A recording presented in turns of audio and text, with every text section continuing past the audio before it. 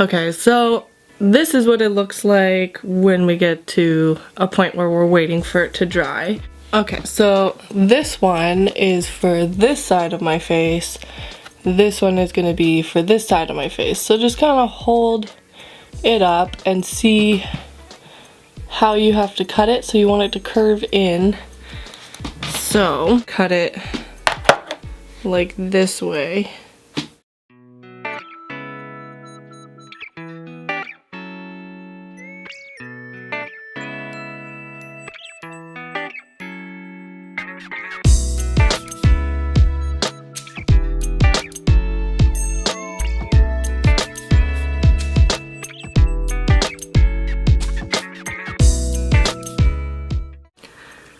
So you can see there's still some ridges. I'm gonna go back in and sort of trim them and round off this flat spot. And I'm just doing that by trimming right along the ridges.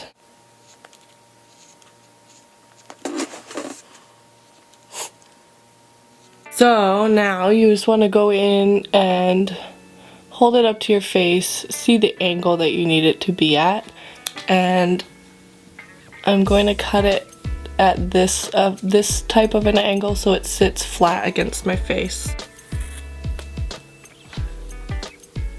Like that. Next up, I'm going to take a little bit of latex. This is just liquid latex. You can get it really cheap kind of anywhere. I'm gonna dip into the back and sort of find a good place to stick it down. So we'll go right here. I don't have any cotton balls, so if you have cotton pads, this works too. So all you do is just peel it in half and collect the inside fuzzy bits. Try not to get any of the sharp edges. I take a little bit of that and I'm just gonna sort of stretch it out a little bit. And I actually want a little bit more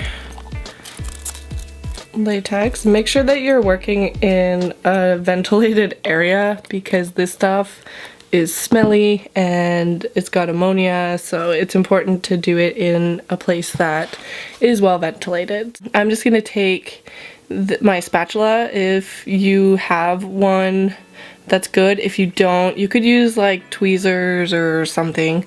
Anyway, I'm just gonna dip this into the latex and sort of coat it, and you're totally gonna get messy. And I'll do one section at a time so you can see. But I'm just gonna pop that right along the edge and sort of wrap it around to create a bit of a smoother transition. And this stuff takes a while to dry, so it is important that you do it ahead of time.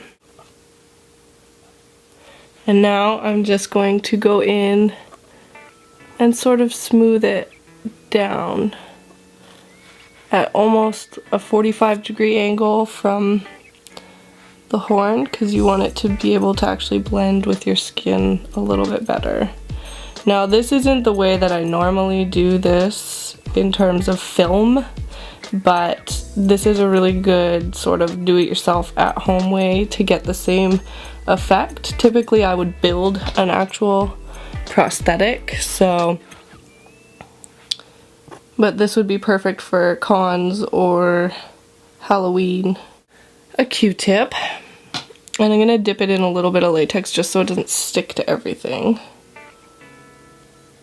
And I'm just gonna sort of, again, smooth out that bottom edge. You want it to transition as smoothly as possible. So just remember which side you want to be the top and pay a little bit more attention to that, just because that's the side that's going to be seen the most. And this stuff does take quite a while to dry, so you have a lot of time to sort of work at it.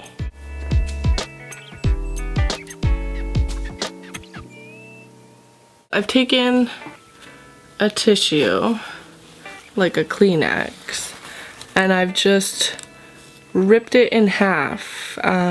There's usually 2 layers, so rip it in half so you have a really thin layer, and then sort of section it off, so work in smaller pieces.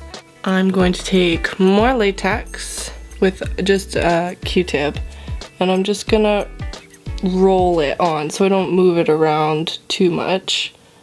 But you just want to get it all over the sponge.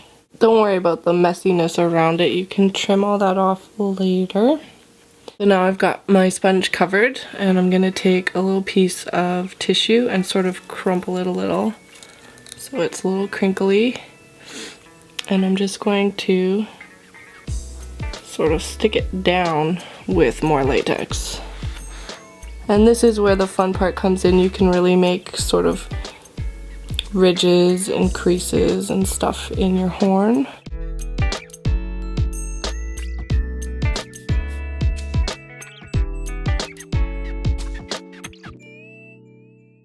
And I'm just gonna rip more little pieces off and make sure that the whole thing is covered, because if you miss a spot, it's gonna be really obvious when you paint it.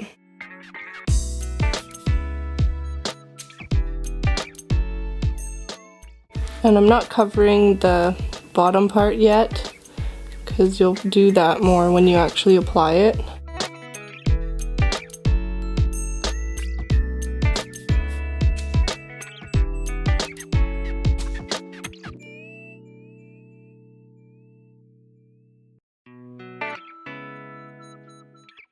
Anyhow, I'm gonna let that dry. That can take up to an hour or so. Like these ones I did a while ago and they're still drying.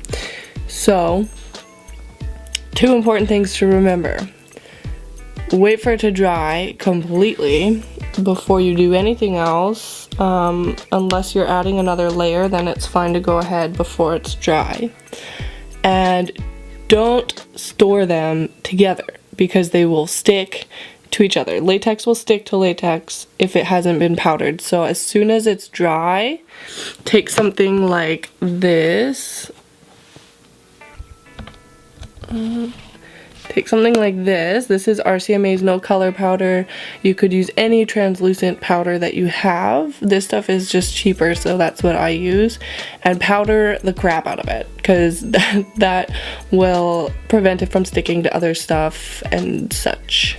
Anyhow, I'm gonna let this dry and I will be back to show you the rest after. Take a chunk of the sponge that you used for this one.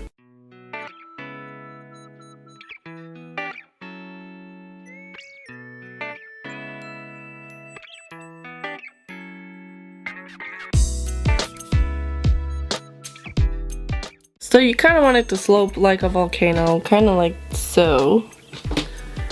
And we're gonna do the same thing, dip the bottom into latex and stick it down. And what I'm gonna do this time, actually, because a smaller horn is a little harder to work on, obviously, because it's tiny. So I'm just gonna take some tissue and I'm gonna rip it into sort of a circular shape-ish. I'm gonna take some latex and coat it,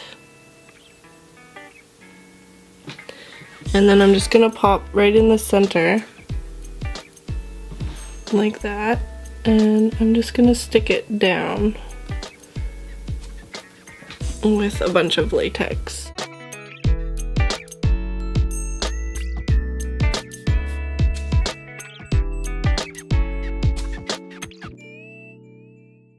And then I'm going to do the same thing with the cotton, but this time I'm going to do a skinnier sort of snake, like so.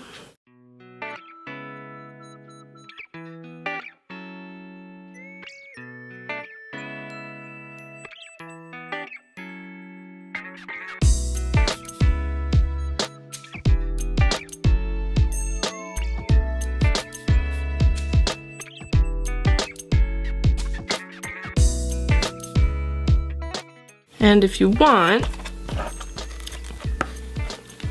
make sure you wipe this off. See how it's starting to dry and set? Just wipe it off. And if you want, you can sort of press down to create a gap where the bone would be coming out of the skin, if that makes sense. I typically do this because it just makes it look a little bit better. I'm just gonna let these dry and then I'll come back and show you how to paint them. I'm gonna show you how to get this look with just paint, regular paint. So this is Liquitex, this is just a student acrylic, and this is unbleached titanium. And I'm gonna take just a black as well. Firstly, I'm gonna take a little bit of water and thin it a tiny bit just so that it's easier to work with. Paint the whole thing that color.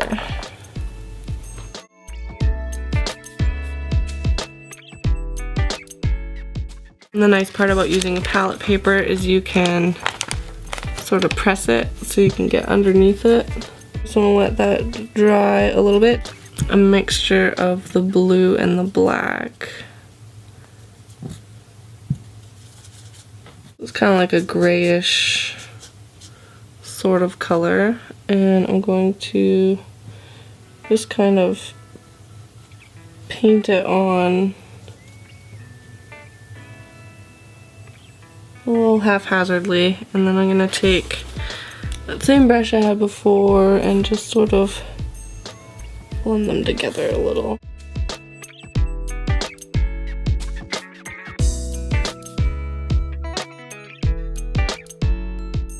I'm also going to take a little bit of this on the end of it as well and just sort of work it in and blend it towards the other blue.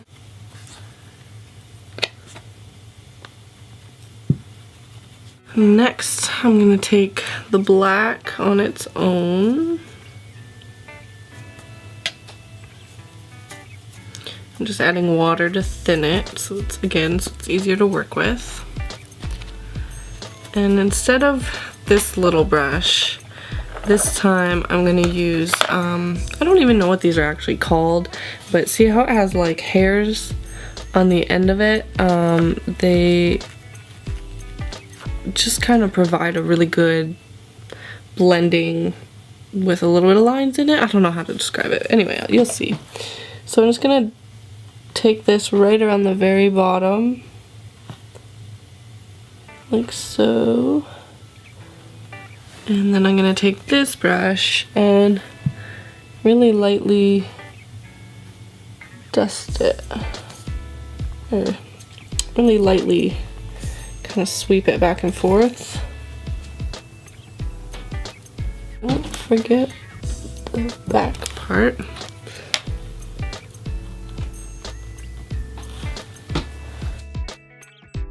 Take the excess color out of my brush, no water, just dry, and sort of work it downwards. And I'm going to dust a little over the whole thing. I'm just going to pick up a tiny bit so there's barely anything on it, and just really lightly highlight all those ridges. I'm going to take a tiny bit of that color, see how little I have there, and then I'm just going to really lightly go over the dark areas and highlight those ridges. Kind of the opposite of what we just did. Take a tiny bit of that bluey gray, and I'm actually going to use this brush again. Hopefully you can see this. I'm just going to sort of brush it upwards and just try to blend it as much as possible. And then I'm going to take a bit of the black and just sort of dot it along. Make sure my brush is dry.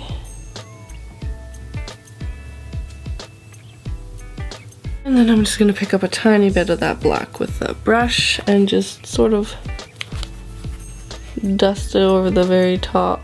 And yeah, that's about it. I mean, it's pretty quick and easy. There's a couple things that I'd like to just address. One, make sure you do this on wax paper or some form of non-stick surface. It's really important. This is palette paper for painting, so it's got a waxy side and it's got a plain side, but you want to use the waxy side. Also, don't try to remove them before you paint them. You want to remove them right before you put them on.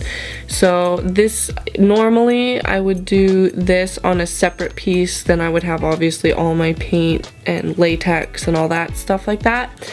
So just have them separate if you want to store them overnight. You definitely want to do this a day ahead at least. But yeah, that's horns.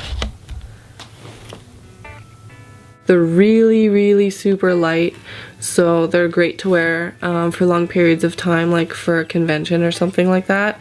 Again, they're not going to be perfect looking, and you will see the edges, for sure you'll see the edges. I wouldn't ever use something like this in film. Hope you guys enjoyed. Thank you for watching. Bye guys.